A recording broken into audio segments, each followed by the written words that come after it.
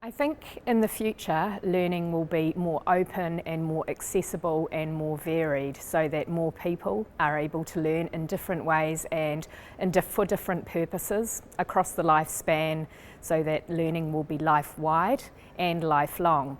We might argue that learning has always been available, but often it was available in fairly narrow forms and to perhaps only a small section of the population worldwide. Learning will be more accessible, more open and more available freely to everyone at any time and for any reason. There will be big changes in learning that will come down the line, and some of that is around the structures that we have in terms of a degree, looking at micro-credentials, just-in-time training, and the way that education is getting, I suppose, packaged into smaller kind of samples. The future of learning is online and digital, because we need to follow and adapt to and be proactive with the UNESCO and United Nations development goals, especially in education, number 4, but also that the SDG 4 have influences and impact on all the other SDGs. And the only way forward is online to reach the education for all. So the future of learning is likely to be much more flexible, more blended, more hybrid across the continuum of formal and informal learning. I think in terms of the process and who is involved in the learning process, I think we're going to see many more stakeholders involved. So it will be in higher education, academics working with learning designers and other stakeholders to make learning more engaging, and especially as it goes more online.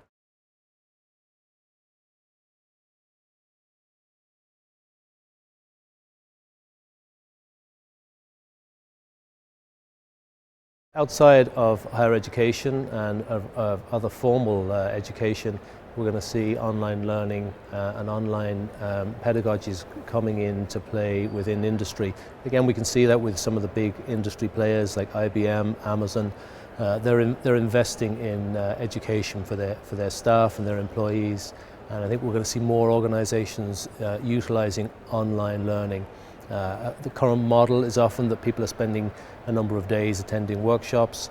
That disrupts their whole work process by making certainly the theoretical elements available online that staff can do in their own time, and then perhaps coming for shorter workshops where they actually participate in activities that reinforce that theory. We're going to see those kind of changes. So it was just-in-time training for industry, and industry requirements will become a much bigger user of online education. So away from higher education, online learning gives many more organisations such as NGOs and businesses the opportunity to upskill their employees or their target audiences. And so I think that there's potential for collaboration between universities and other organisations. So perhaps it's not so much that online learning will take away students from higher education, but that there will be opportunities for more authentic collaborations and curriculum development going forward. Outside of the higher education context, online learning can be useful to people across their lifespan, from childhood right through to older adults post-retirement, for any purpose, whether that be employment related, upskilling, credentialing, retraining, but also for reasons that are personal and spiritual and to do with hobbies and self-actualization in the widest possible form. Online learning can cater for any learning, for any person, for any reason.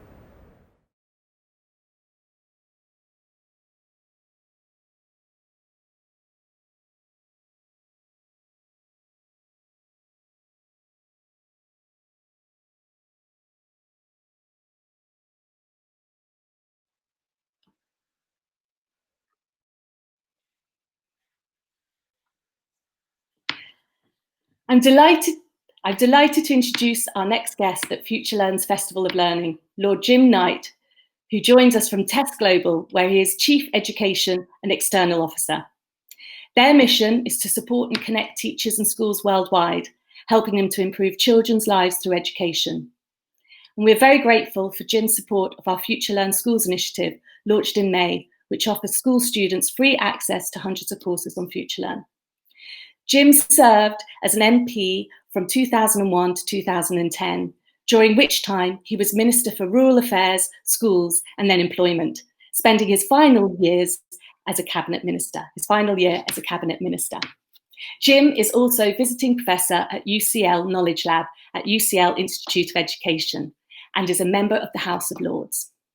Today, Jim will be talking about embedding the new realities of time and space for learning. There'll be 10 minutes or so after the talk for questions, so please do ask your questions in the live chat and I'll pick them up. Thank you, Jim. Thanks very much, Finola, for that introduction. I didn't actually hear most of it because for some reason I got thrown off the platform and had to come back in, but I'm sure it was beautiful.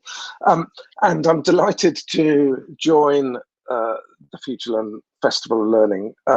I've been a huge admirer of FutureLearn since it first started, and particularly coming out of the Open University, which is something that I regard as being one of the big strengths of our country, whose mission I really align with. It's a delight to be part of the big future-facing Brave New World that FutureLearn has got and embodies the sort of future of the OU in my view.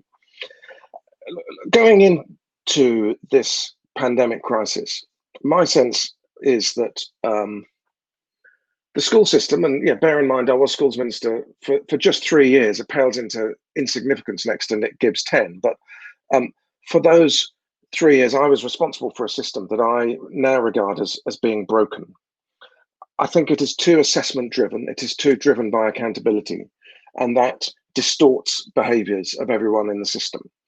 And what that means is that we've become infatuated by the academic, and the whole school system operates just as a filter to get people into university. So, in essence, do well at school, work hard, pass your academic exams, and if you're any good, you'll go to university. And then the theory is you'll then be set up for life with a large amount of debt.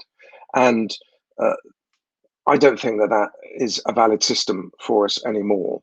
And indeed, my sense is coming into this crisis, we had a pretty inflexible system with dogmatic views coming from the top that chalk and talk was best, that paper textbooks were best. There was an inflexibility to that dogmatism, which I think has been exposed by the crisis. And not only did we have that, which, in the end, that high stakes accountability system, that dogma attached to how learning should take place, was driven really hard and driven with the best of intention. I don't dispute that the people who are running the system want the best for the children of this country. But however hard it was driven and without however much resource, it was still at best failing a third of young people in this country who weren't doing well enough in those academic exams to be able to thrive and to prosper. And there was a geography to that too, that some areas are worse than others. And indeed, there's an inequality to that in terms of the disadvantaged. And then we also came into this with a big mental health crisis amongst young people. And obviously there's a lot of concern about how that might have been widened. And at the core of my concern about the system is this relationship between schools and higher education. And that if you've got if the point of school is to prepare people for university, it's always going to fail about half of people, and the FE sector becomes neglected. However much we want T-levels to work starting this September, I think it's really brave to start anything new this September because we don't know what this September is going to look like. But that's kind of great to try and introduce some new, somewhat more applied qualifications in amongst the infatuation with the purely academic. But I struggle to see how they are going to get the light. And ultimately, my sense of what we came into this with is a system that is producing in our school leavers a bunch of compliant, stressed individuals who are not the creative collaborators that employers really want. Going into a long working life, people are going to live longer, where they're going to have to pivot their careers multiple times, where they need agility, not compliance. They need the ability to cycle through multiple careers, not just be good at passing tests. And that was causing me massive concern. So what's the impact of COVID been? We all know from work from people like the Sutton Trust and the Education Endowment Fund that the attainment, and NFER in particular most recently, that the attainment gap has widened between rich and poor. That is not only rooted in the digital divide, which is tangible amongst poor people, and between poor and rich, and private school and public school, and publicly funded schools.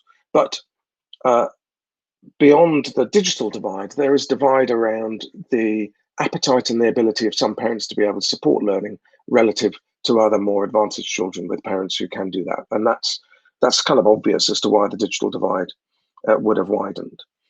And obviously, the Sutton Trust has pointed out that private schools have, by and large, been able to continue lessons and continue timetables, and the state-funded sector has, by and large, struggled to do that. We've got the concerns about well-being through the crisis, and well-being of kids coming back, well-being, at HE, massive concerns about what the experience will be like for students starting this September. In FE, concern about whether those T-levels are going to work, that we're trying to shoehorn people into, whether or not the apprenticeships are going to work because employers may not be willing to take on apprentices. There are a lot of uncertainty. There are some positives, however. Those schools that I've spoken to that have been able to deliver successfully digitally are reporting that pupils are returning to school much more empowered, with a sense of self-direction over their learning, that they feel a greater resilience as a result of the experience of being able to use the flexibility of learning when they want to and when they're ready to, still being accountable for that learning, being able to do so in different ways and collaborate in different ways and have a different sort of relationship with their teachers. They've really enjoyed that. And what that is suggesting is that can play quite a big part in creating the sorts of individuals that our education system should be putting into the labour market for them to be able to perform a good economic function, but most importantly, lead fulfilling lives that allow them to thrive. Because we do want people in the labour market who feel fulfilled, who are adaptable, who are capable of self-direction, who are confident, who are collaborators. And some of that experience of being able to work more flexibly, both in terms of time and place, has shown that in those cases where it's been able to be done well, and there's massive variety in the quality of what's been delivered, that there is something to chase after that. The other positive that I would just point out, which is, it's related to that attainment gap and what I said earlier, I guess. So it's not a wholehearted joy, but it's the role of parents. That parents, those that have been able to get involved in their children's learning, have been able to see how their child learns. They've been able to see the reality of how difficult it is for teachers, but they've also been able to see what sort of learning their child responds to, what they find disengaging. My stepdaughter Coco is 9 today. It's her birthday. Happy birthday, Coco. And she's used a platform called Century, which is an AI learning platform, which is great. She's enjoyed using it. It understands how well she's doing in her learning. She keeps up. It personalizes the content that she needs to do next in order to cover the curriculum for English, which is spelling, punctuation, and grammar, for maths, and for science. She's really good at SPAG, spelling, punctuation, and grammar. She hates it. She finds it deathly dull. And I can't be the only parent who has looked inside the box of what kids are learning through the lens of my own child and really wondered whether we've got it right. But I'm also an ally in learning now, in a way that, and most parents who have been involved in their child's learning, I think now would want to carry on being more involved, and they'd want to carry on having more communication. Very few schools that I've spoken to would go back to parents' evenings face to face. It's much more efficient doing parents' evenings online. Why wouldn't you? Use that flexibility. But there's other things like that. If that works for parents' evenings, how else could we do homeschool communication differently? I think there's something really exciting to chase after there. So in thinking about where we go forward from here, I think it's interesting, first of all, to start with what school is for. I think school is a place that should lead on learning in the same way that home should lead on well-being. But school is the place for child well-being of last resort, and where there are concerns, and we've seen some alarming stories around the rise in abuse and the rise in some very challenging online activity amongst young people during lockdown. So the child care professionals, the education professionals in school are in the end the well-being professionals of last resort. And in the same way, whilst the school leads on learning, I see parents as being the learning person of last resort, where if the school is unable to function, then it all falls back on the parents once more, who of course have been leading the learning of their child before they went to school. And most children do most of their learning at home, and always have done and always will do. So why don't we think about how we formalize that a bit more, and how we take advantage of that extra time and that space and that ally for learning at home, which is the parent, working alongside the lead professional who is the teacher. And that takes you to an interesting place, I think, around saying, well, we've got more time for learning if we think about how we use technology strategically. We've got more places for learning if we think about how we use technology strategically. So this is not technology for its own sake. It's not saying, here's a whizzy EdTech app and it'll replace the teacher and solve all your problems. It's saying there are some basic things that the whole world now is using every day, like video conferencing that we're using now, and like some of the platforms, Microsoft 365 or the Google G Suite. These are straightforward platforms that are now available to all schools. How do we use those? How do we get pedagogically confident? So I managed to come up with a list of 6 things. They're really 5, and a sort of gratuitous mention of the OU at the end. But the first is we absolutely have to end the digital divide for children. One of the things I'm proudest of when I was a minister was the Home Access Scheme, where we managed to get 500,000 kids who were previously offline at home online. And that was a scheme that got cancelled in 2010. But that showed that there is a way of doing this.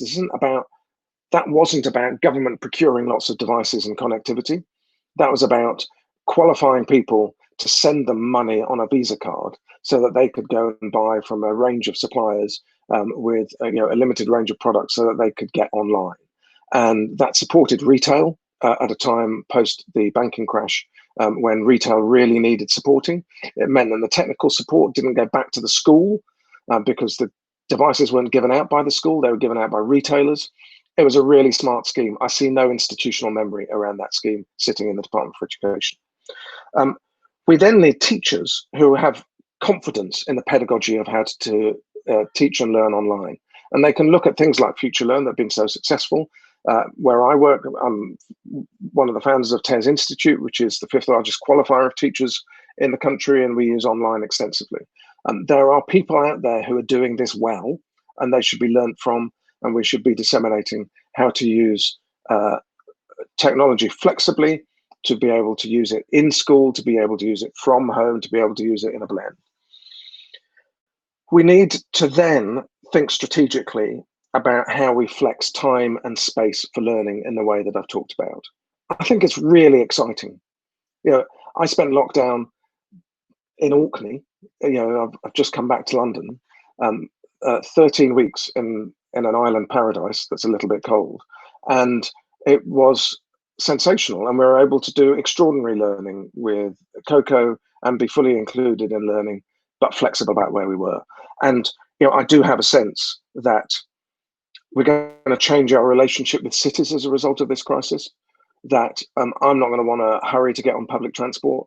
I know I can work really effectively from home. I'm privileged that I've got a job that allows me to do that, but there'll be a bunch of people like me who will be commuting less and spending more time out of the city. And that change in geography means a potential revitalization of towns. It means that the geography of the attainment gap can be addressed by thinking about, again, strategically about flexible use of time and space. We could have subject specialists anywhere in the world teaching in any classroom anywhere else in the world. Why wouldn't we do that at a time when we've got such teacher shortages? There's a lot we can do with that. Fundamentally, the fourth thing is school as a universal service.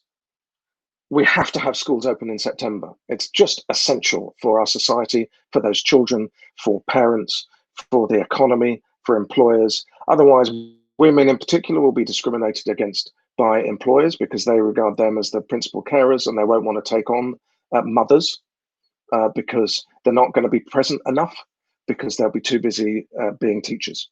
We have to have schools open in September, and I'm delighted that the government has now come out and said that that's what we need to do.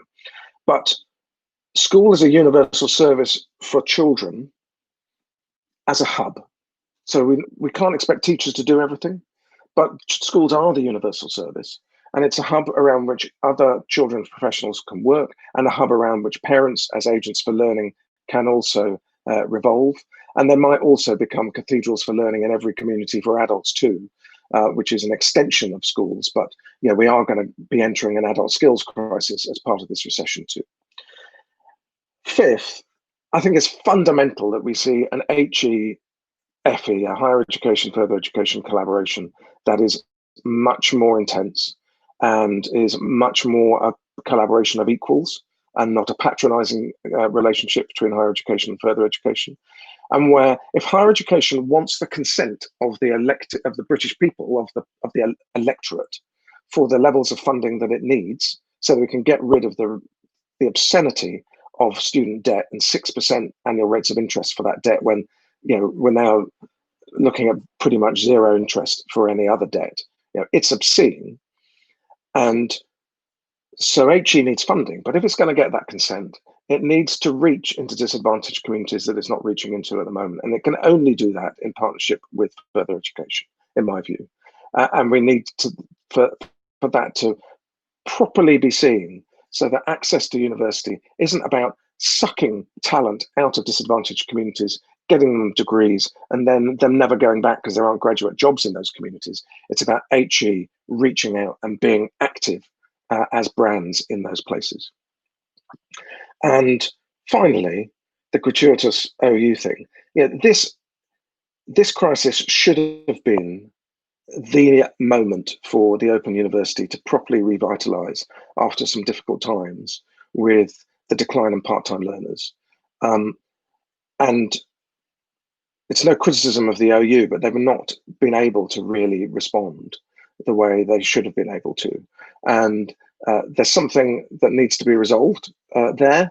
FutureLearn is a fantastic offshoot of the OU, and there's a traditional part-time service there in the OU. Those need to be resolved so that the cornerstone and the pride and joy of adult learning in this country, which is the Open University, can really step up again and be part of revitalising adult learning, proper lifelong learning, as those learners that leave school that I care about most of the time pivot through those multiple careers. I hope that's been an interesting provocation.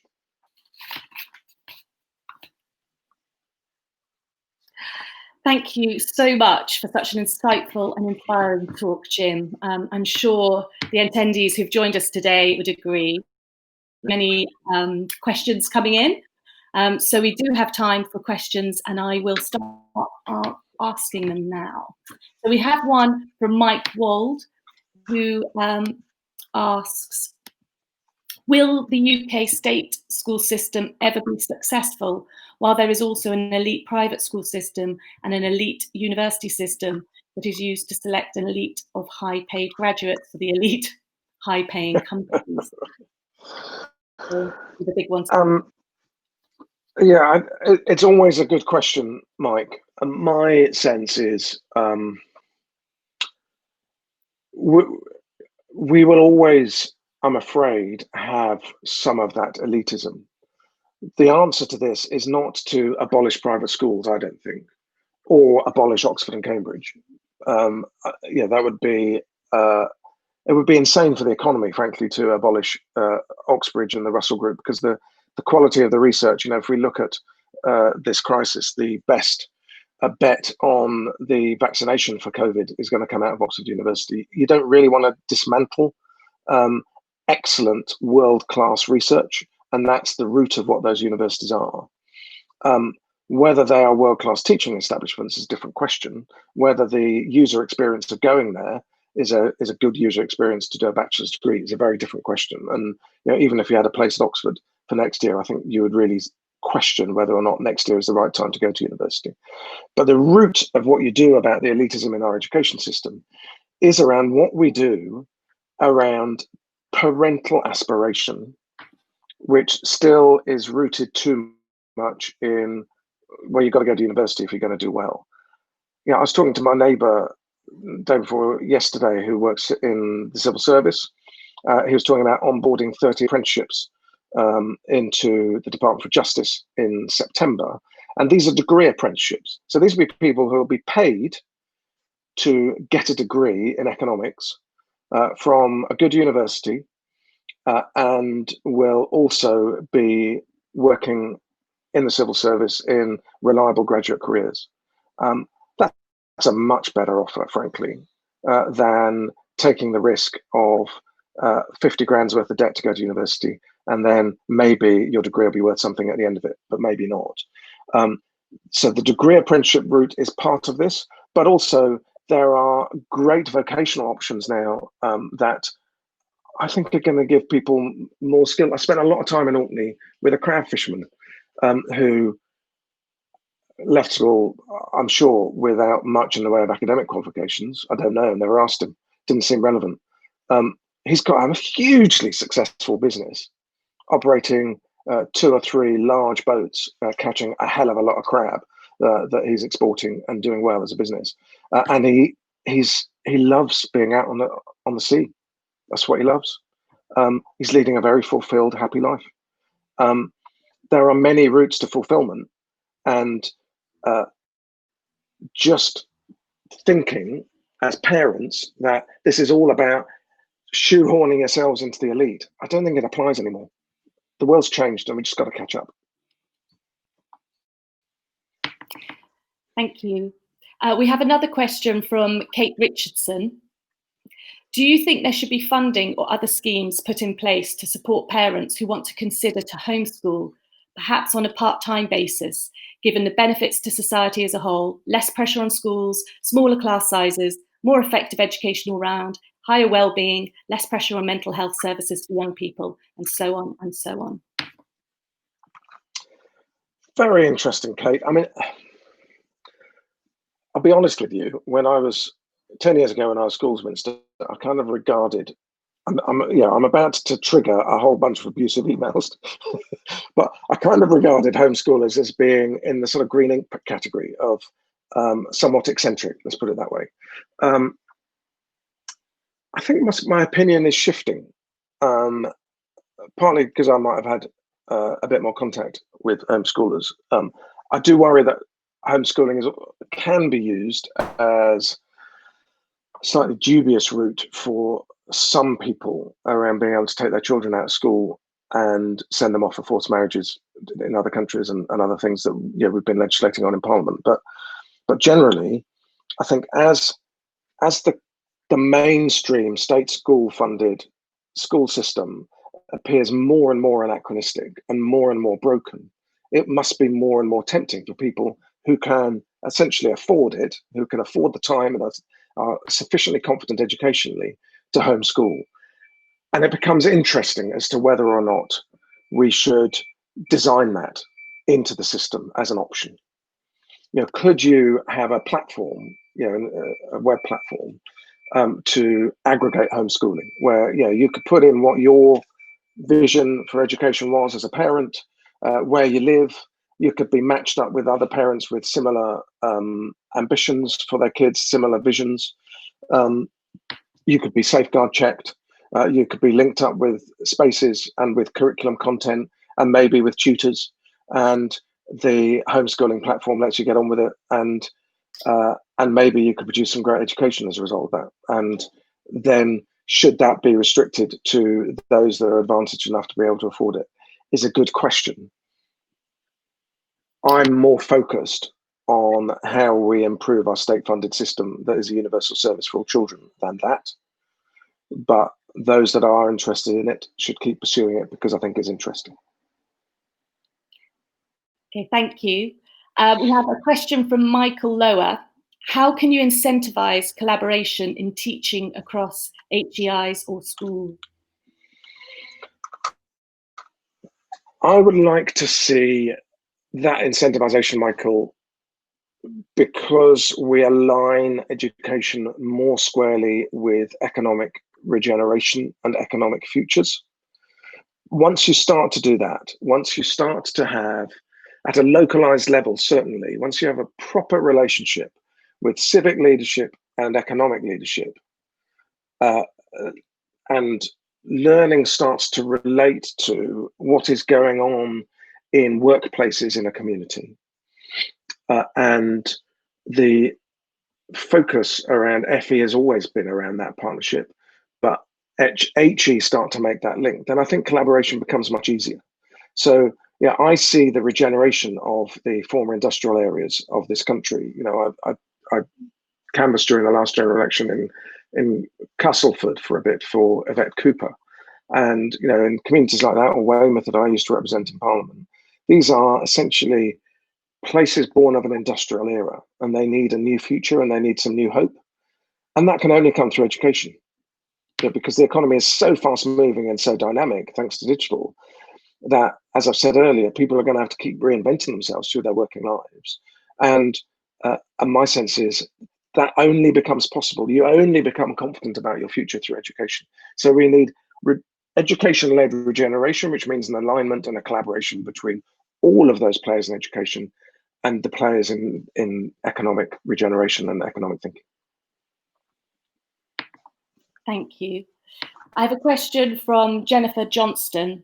How do we best lobby government and schools across the UK who are taking broadly individual approaches to the new normal to embrace the incredible opportunities for a revision of the school system? I think that's the $6 million question in a way, Jennifer, that there's a whole gang of us here in this country and around the world who are really impatient for change and have been impatient for some time. And we've been nervous during this crisis of looking like we've been jumping on it and using it to further our agenda. But I've just got no doubt that it's exposed the fragilities and the brittleness of the old system that needs to change. And it then needs parents to start shouting at their MPs in a very polite way, obviously not in caps, respectfully. But also I'd like to see employers talk a little bit more about the talent that they're looking for, whether they value qualifications anymore, whether they really are the sift that they use when they're looking at CVs. Do they use CVs anymore? Do they use analytics now?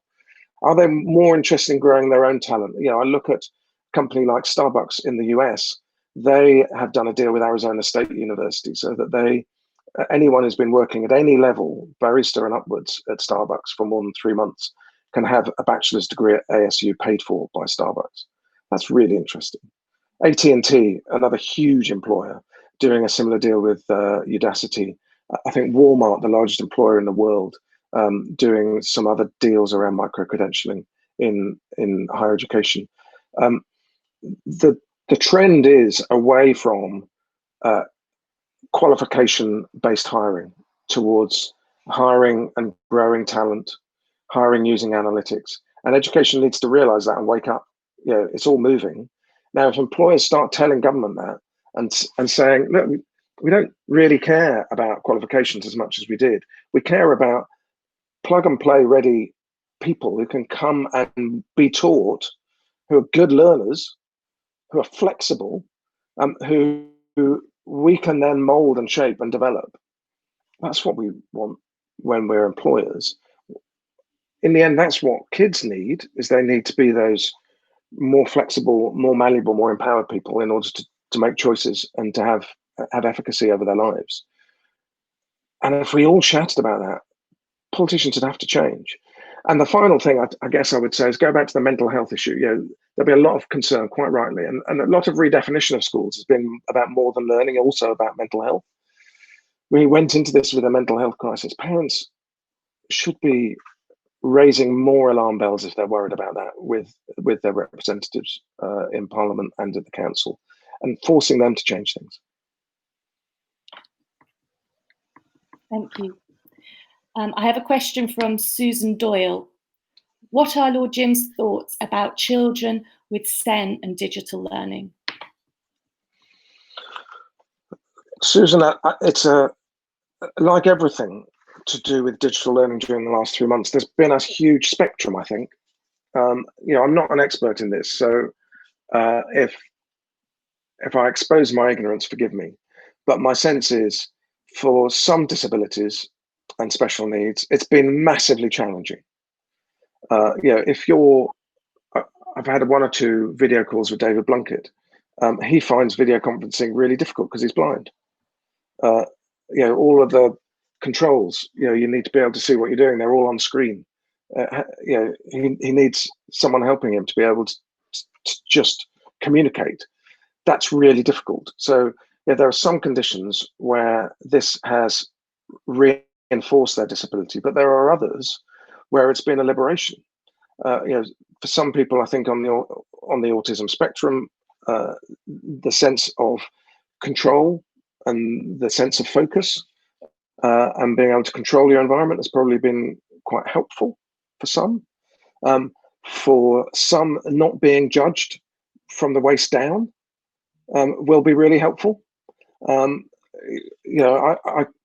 as an employer, if I'm interviewing over video, I might not know whether or not you're in a wheelchair. And it might turn out that the prejudice that you've been experiencing because you're disabled might start to disappear because everyone knows you can work really effectively from home. So I think it's really variable. I'd be interested to know more, Susan, about some of the things that we should learn from it and think about, because I've not been able to devote as much attention to this as I should. Thank you. I have a question from Oliver Benson. My son found home learning difficult staring at a screen in addition to watching TV, etc. How can we take home learning beyond a computer monitor? Oliver, I think it's been a really important discipline for all of us to work out that it's really intense staring at a screen all day. It's very intense staring at yourself reflected back at you in those video conferencing meetings. So, let alone what it's like for children learning. And certainly Coco, we've basically tried to structure her day. She's been doing Joe Wick's first thing, like so many others. And then we set up some kind of show and tell for her class on Zoom. But after that, trying to say, you then need a break from the screen. So, let's go and do something else. We'll do some other project work. And then maybe going back and doing some Century. So she's getting her SPAG and her maths done, and she's keeping up with the core subjects, and then coming away again and doing some more. Like everybody, she's been doing lots of cooking and sewing and flower pressing. She's been doing all kinds of things. And using online to do some research and using online to do various different things. She's not had live lessons. I think live lessons have worked for some. I'm not sure they've worked for everyone. And the intensity of a timetabled set of live lessons, I'm not persuaded by is the right answer. I think everything needs to be mixed up so that people have variety, and including the use of screen. And I'm more interested in the flip learning pre-recorded lesson with then group discussion, so that the online is used much more flexibly. And we're using online for group discussion, but with reflection, with assessment, etc. And we're learning about this. And I know some good practitioners. I'm leading a webinar next week where we're looking at the strengths of live and the strengths of pre-recorded. Each have strengths, but within all of that, when we're as professionals or leading learning as parents, we need to ensure there is a mix and not too much screen time. Thank you. I have a question from Daryl Samuel. Has the time arrived to place ICT, computer science / on equal footing with English and maths? One of the most mischievous things I did when I was a minister was when we were publishing the children's plan, and we included in there a review of the primary curriculum, which later became the Rose Review. And I'd had an ongoing argument with officials about whether or not to put digital on an equal footing with English and maths, exactly as you described. And they didn't agree. And I went in on a Sunday night and looked at the final galley proofs of the children's plan before it was published. And I just put an insert in and put digital in to get it in on an equal footing, which then got published, which was a bit of a joy for me. But as it turned out, even though the Rose Review carried on with that and agreed with that as being the right answer, that got cancelled in 2010, so it never came to pass. And obviously, I think that that's right. I think I'm more concerned about digital literacy, digital skills, being able to, one of the things I'm teaching Coco in her research is to always use more than one source when online, so that she can check the validity of what she's researching, and then be able to try and develop the really hard skills of remembering those two sources, then writing in her own words what she's found out. It's really hard because everyone just wants to copy. But we need that.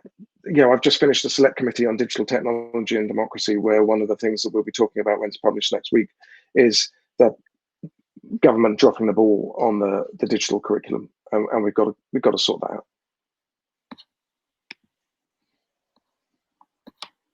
Thank you. I have a question from Robert Johnson.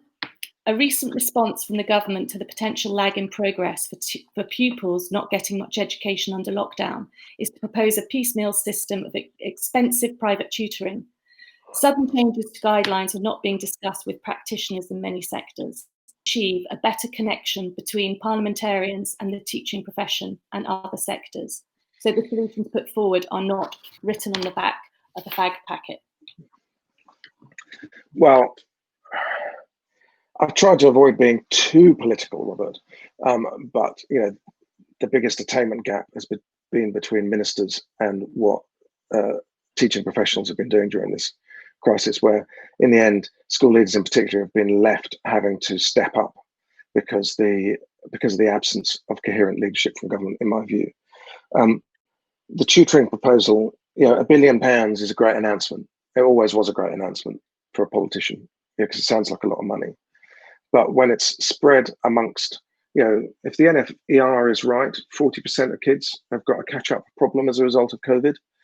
That's 3 million children.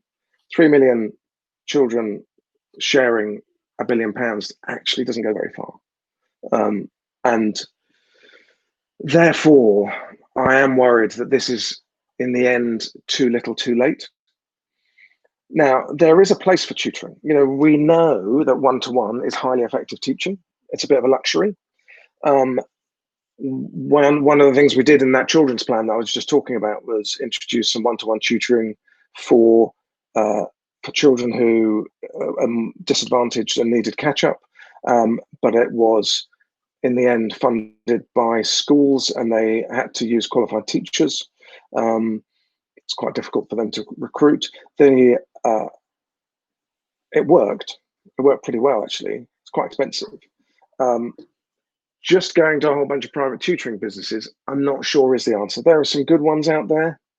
It's a massive mess of a cottage industry, and lots of teachers and other people top up their income. I'm sure there are lots of people who are just graduating from university wondering what the hell they're going to do in a jobs market that's just gone south, who might set themselves up as tutors. There'll be all sorts going on. I'm not sure it's going to answer it. So I guess I'm a bit miserable about all of that.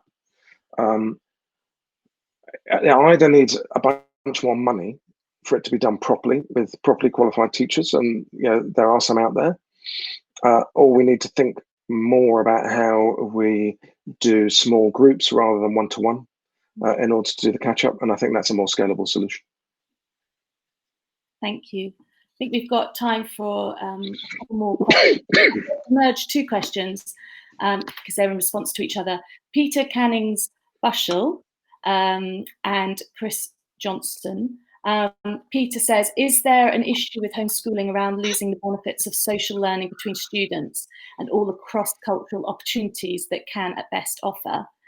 Chris responded, we need more opportunities for cross-cultural exposure in a safe, supportive learning environment, not less. Perhaps there's room for a hybrid approach. What are your thoughts on this, Jim? That's in the end why when I have thought about this, I was thinking, yes, someone, and I've looked at one or two who are starting to do this, will produce a platform that will aggregate people and connect them so that you do.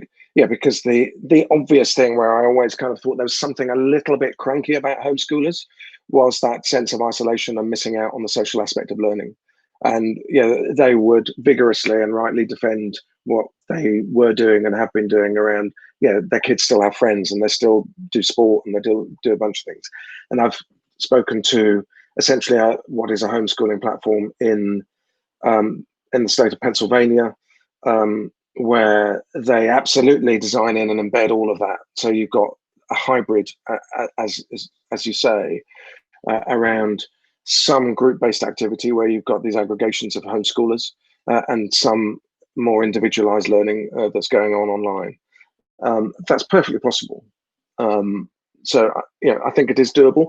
Whether you then get the diversity of background, Coco goes to school here in Lewisham, where it's probably about 25% white British, about 25% black Afro-Caribbean, and about 50% mixed race like her.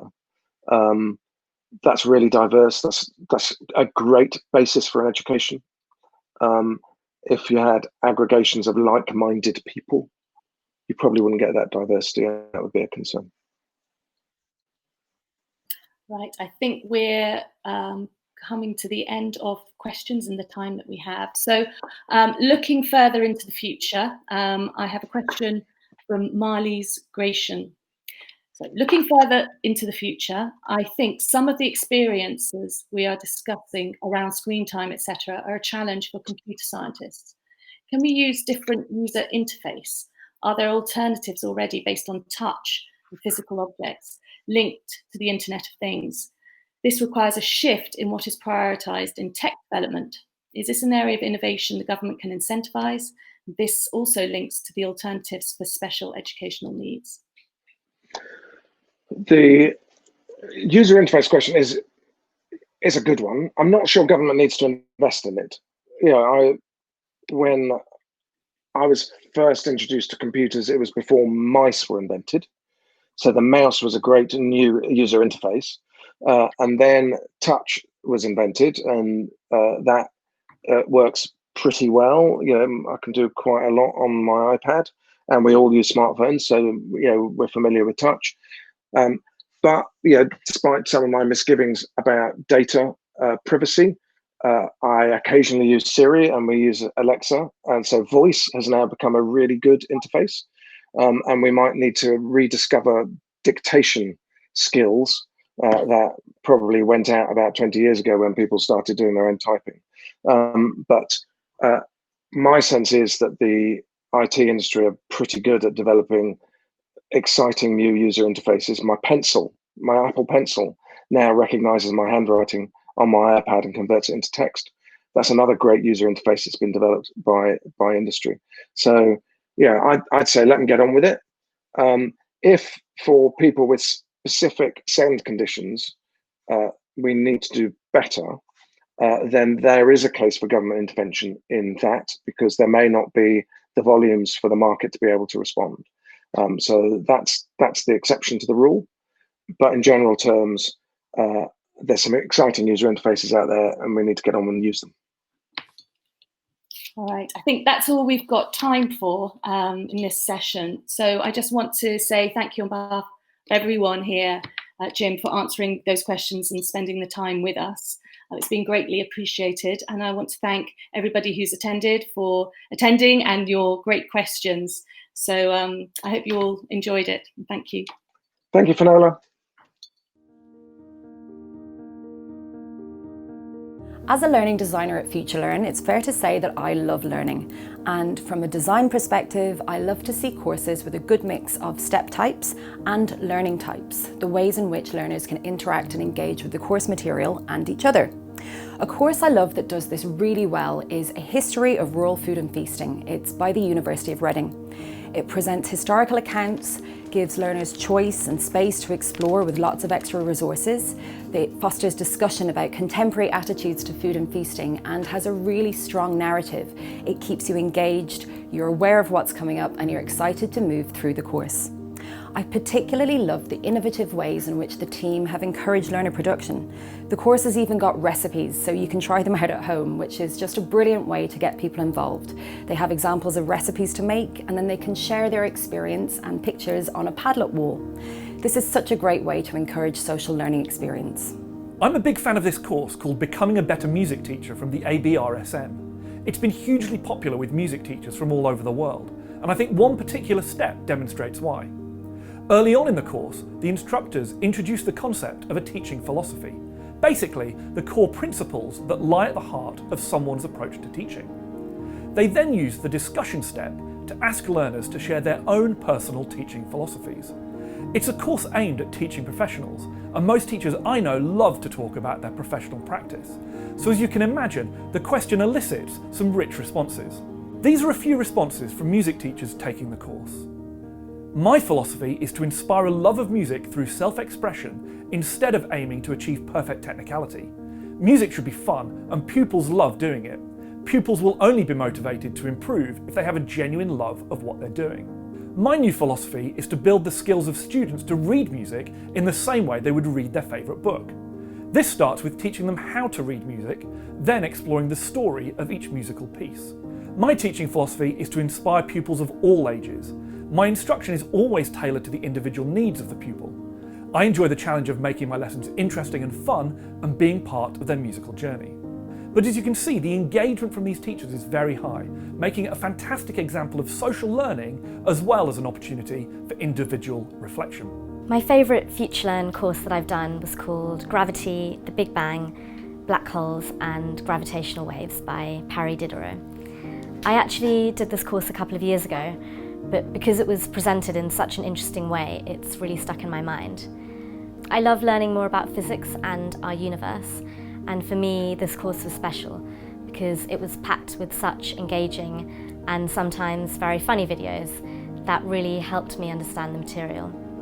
So for example, in this step, looking at the law of falling bodies, the lead educator uses a mixture of special effects, real-time experiments and traditional classroom techniques, so I think he uses a whiteboard to bring physics to life. You really feel like you're in a personal classroom with him, just with the added benefit of a green screen.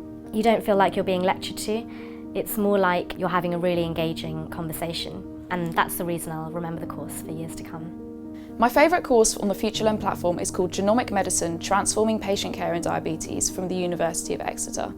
As a type 1 diabetic myself, I found this course really informative. When I was diagnosed at 16, type 1 diabetes was only ever explained to me at a very basic level, and access to this course meant that I could learn so much more about my condition that I never even knew. The social learning community on this course is made up of a mixture of healthcare professionals and people who either have type 1 diabetes themselves or have someone close to them affected by the condition. I particularly appreciated the patient stories throughout the course, and I found Dan's story in week 2 particularly memorable, as we were diagnosed at the same age, and I could really relate to this story. I'm really thankful that this course exists on the platform and is a resource for people across the world living with diabetes. I love learning that helps connect an online course to things I can show people easily and help them see why the topic I'm studying is fun and engaging. I'm quite digital and a bit of a paperphobe, so it may surprise people when I say one of my favourite courses on FutureLearn is Flexagons and the Math Behind Twisted Paper with Yossi Elran from the Weizmann Institute of Science. Yossi has a wonderful ability to bridge that awkward gap between the digital platform of FutureLearn with our own world by using just colourful pieces of paper. Several parts of the course encourage learners to leave the platform in order to print out templates of folding paper that help explain complex mathematics and the curious minds of mathematicians. Look, it's a folding piece of paper. The purpose is to talk about the way these mathematical marvels work and why they have captured people's imaginations for many years. They even inspired Richard Feynman's work that led to a Nobel Prize. I enjoy this course on a personal level because it uses very lo-fi technology, paper, which can go from explaining why a one-edged piece of twisted paper could lead you on a journey of complex maths and discovery.